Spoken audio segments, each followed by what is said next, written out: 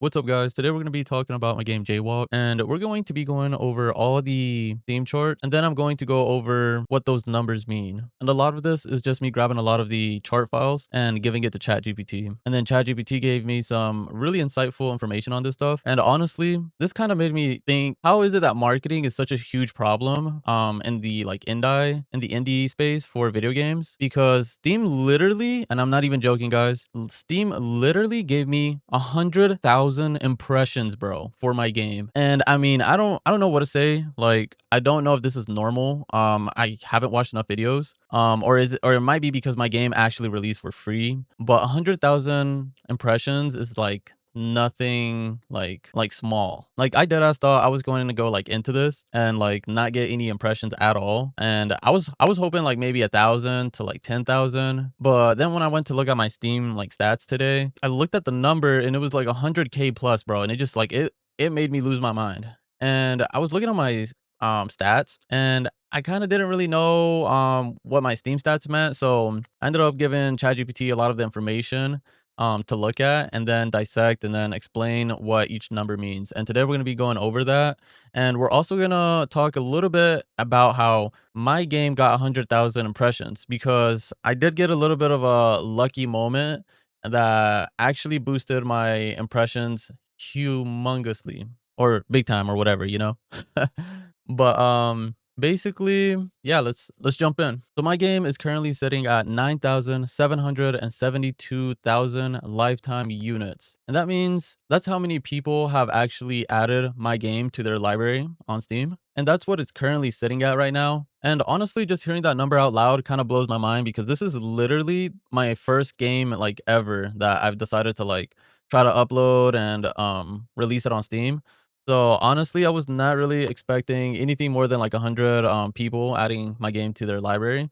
This was like literally just more of a like opportunity for me to learn how to make my first game and learn the entire process of making a game. From the moment of like designing systems to literally learning how to work with Steamworks. So honestly, this number blew my mind, but that number actually sounds a whole lot better than the actual reality of my game. And we're going to get into that here in a second. But let's jump into these numbers in the correct order. So my lifetime Steam revenue for my game is $0, because my game is a free game. So I'm not really sure if Steam pushed it a lot, or if it got a lot of visibility because it's a free game and there's a lot of people searching for those free games. But also, from my understanding, Steam usually doesn't pick up games that are free, because yes, I mean, it's a free game, but if the game doesn't have in-game purchases, well, it's not really going to help Steam a lot become profitable. So they usually don't push games that are free and don't have in-game purchases. But for some reason, my game did get some decent visibility, and there's a few reasons for that. Steam did push me in a few different ways, which we will mention here in a minute. My lifetime Steam revenue is obviously zero also, because like I said, my game is free and there's no in-game purchases.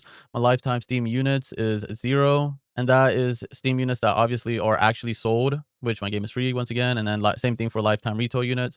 And that one's actually one because I had one Steam key be used for beta testing before the game released. So my lifetime free licenses that is 9,771, but my lifetime total units is 9,772, counting the lifetime retail unit with that one. So that one's literally counting retail plus free licenses combined, basically your total owners of the game. So I have 9,772 total owners of the game. And then I've had zero refunded units. So that means zero people returned my game, but I guess that's expected because my game is literally free, guys. So I mean, who's gonna return a free game unless if my game's literally that bad that you just don't want to look at it, which I mean is understandable. I guess that does happen, but it hasn't happened quite yet on my game. So player activity, we currently have zero players at this very moment that I'm making this video. So zero people are actually playing my game right now. And Steam apparently says that that's actually normal for an indie game without a large marketing campaign. So I'm not really sure. I guess I'll take ChatGPT's word for that. And then my daily active users is my on average over the week amount of like people that play my game every day.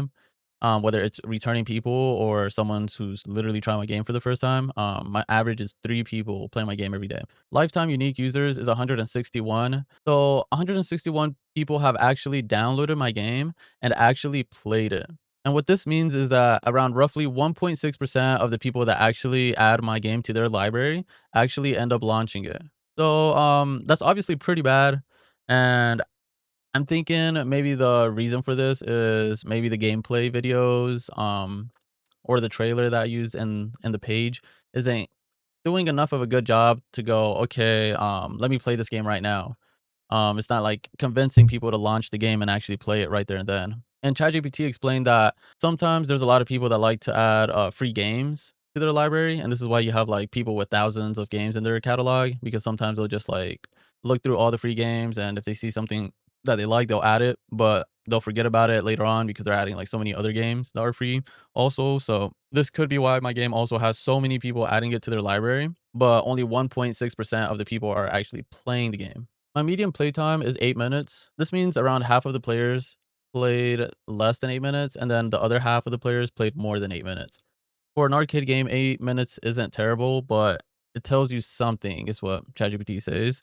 And at least players are trying the game, I guess. So it seems like I'm not struggling with my click-through rate either, which we'll also get to that, but it seems like a lot of people are seeing my game, and then even on top of that, a huge percentage of those people who are seeing my game are actually clicking on my game page and actually visiting the game page.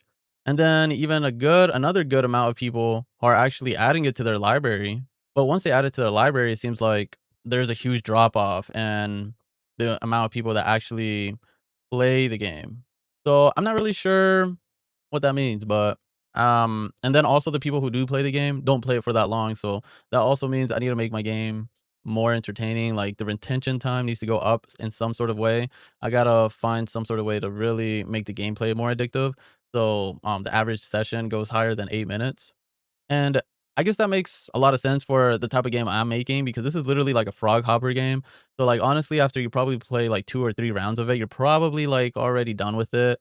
And there isn't anything like really like crazy keeping people from just leaving after like a few playthroughs because the game doesn't really offer too many things. Like it does offer online so you can play with your friends, but and then it does offer unlockable skins, but I guess that's not really enough to like keep people from going, "Oh, okay, let me grind for the next skin." I guess the skins aren't doing a good enough job of convincing people to grind for skins, or the multiplayer side of things isn't good enough to keep retention up. But yeah, like I said, we're currently sitting at a total units of 9,770 or somewhere around there. And it seems like Steam is actually helping my game a lot because a lot of people are actually seeing my game and discovering it, which is just blowing my mind. I always heard about how Steam does a great job of like showing your game to a lot of people. If you know if your game is good or whatever. But apparently my game isn't even that good, and I've gotten 100,000 impressions. So I will say, maybe this also highlights that having a very good thumbnail for your game on Steam is like a crucial thing for having a game that's gonna be a hit or miss. Because if people aren't clicking on your game because the thumbnail kind of sucks and it doesn't really captivate anything that catches their interest or whatever, well then I mean, how are people ever gonna get around to finding out about your game and actually seeing gameplay and playing it? You know. So I think having a thumbnail that really catches people's eye is like super important. So if I would say like if you release a game and people aren't like clicking on your Steam page, I would immediately like wouldn't even waste time. I would like change my thumbnail a few more times, 3, 4 more times. Steam usually says try to pick something that you're gonna stick with. But if people are not clicking on your page, I would change that thumbnail, man, big time. But back to what ChatGPT is saying, retention is your biggest opportunity. If we compare the numbers, 9K, 161 players, 3 daily active users, it seems like I could use some better screenshots that show my gameplay better, a more exciting trailer, add achievements to the game so people actually have something to unlock and work towards. Add a few more updates to bring back some traffic to my game. Use Steam's like posting system, and maybe add like a tutorial because my game actually doesn't have a tutorial, and I didn't add one just because the game is kind of straightforward, like it's a frog hopper game, like there really ain't much to like explain there. But I mean, I might need to do that. It might improve my retention time. So my visitors seem to be coming from other Steam pages. and it's given me 1,529 visits from other Steam pages. The browse search results gave me 802 visits. Country specific pages gave me 524 visits. Direct navigation, meaning like people directly came and like searched for my game, was like 170. So I would guess 170 sounds more like my YouTube channel is making that happen. So I'm gonna have to guess that those are 170 people that watched my videos and went, okay, let me go to Steam and check it out. External websites, 111, and so that could be like YouTube links or my GoFundMe page or Twitter tweets, whatever. And then search suggestions was around 50 people that visited my page. And discovery queue was a smaller amount, I guess. And then new releases queue actually did give me a quite a bit of visibility too. It was kind of decent. So basically over 800 people found my game through the browsing and searching on Steam. And then, like I said, 170 people are directly visiting my page through a shared link or came from somewhere that wasn't from Steam's categories. And that could be, like I said, Reddit, Discord, YouTube, friends, or my own post, whatever. My daily active users averages at around three people every day. But I did hit a peak around the time when my game first came out at 23 daily active users, which must have been an insane day. I wish I was actually paying attention to how much people were playing my game because I've been wanting to play my game and like run into someone that's playing my game and then be like, "Hey, like, are you enjoying the game?" And like actually have a conversation with whoever is playing my game and then just see what they think and actually like run into someone out in the wild that's playing my game because they like it, you know? Like I've been wanting to have this moment for a good while, and once I have it one day with my next game, it's gonna be crazy, man. And I'm looking at the numbers, and this is insane because Steam gave me 108,000 impressions, and out of those 108,000 impressions, 22,000 visited the page. So that means roughly around like 22 people out of every 100 that visited the page actually, well, that seen the page actually visited the page. And then I'm currently sitting at almost 10,000 owners. So that means that almost roughly half of the people that visited the page actually added the game to their library. Guys, and here's the crazy part of about my game's exposure. Basically, about a week ago, at the time that I'm making this video, I got around 43% of my traffic from outside of Steam. And I really didn't know what was going on because all of a sudden there was a huge like spike in all of my traffic for my game. And I was wondering where all these people that were adding my game to their library were coming from. And I started searching the internet, like, just earlier today, I just found this out, and I was looking for any sort of, like, game news page or, like, articles or Reddits or, like, some sort of YouTuber that maybe played my game, and I did find one YouTuber that did play my game, but, he's not a big YouTuber, so but it was kinda cool to see that there was actually, a YouTuber out there that actually did play my game, so that was kinda interesting to see. And I did find a Reddit link that someone created. Someone just went and posted my game on Reddit and like left some sort of like review. But the thing that gave me all that exposure wasn't none of those things. It was actually a tweet that came from X, like the website, like Twitter basically. And apparently it came directly from Steam's um free games account, which just blew my mind because when you look at the numbers on how many visits I got out of nowhere to my game's page, like if you look at July 27, you will notice that there's a spike in my store page visits. And if you look at the actual date that the tweet happened, it literally lines up to the very same exact day of July 27, which that post put me in front of 15,000 900 viewers, which honestly, Imma say it again, guys, I am just humongously, like, grateful for Steam, bro, because I know a lot of, like, indie developers say that the biggest problem is exposure, and honestly, I don't think that really is true, like, at least not today if you're uploading a game on Steam, and especially with, Steam's recent changes, because apparently Steam does a better job of recommending indie games to players. And basically, the way Steam works now is whenever a new game releases And if it's like the type of game that you would play, so like if you play like a lot of like horror games, and there's an indie developer that's releasing a horror game within the same genre that you usually play in, then that indie developer's game is gonna pop up in their suggestion list. And apparently, ever since that change happened, a lot of games have gone viral, like Mecha Chameleon, which is just an insane situation that happened there for them, which was a game made by 2 people within 2 months that made over, like, 100 million in sales, so in revenue, I mean. So, I mean, it's just insane. So, I really do believe, like, this is kinda like the this is kinda like just, like, undisputable proof that if you have a game that's releasing on Steam, as long that your game is good, like, you're definitely gonna get the exposure for sure. Because in my case, my game isn't even that crazy, I would say, and it got 100,000 impressions. But anyway, let's move on.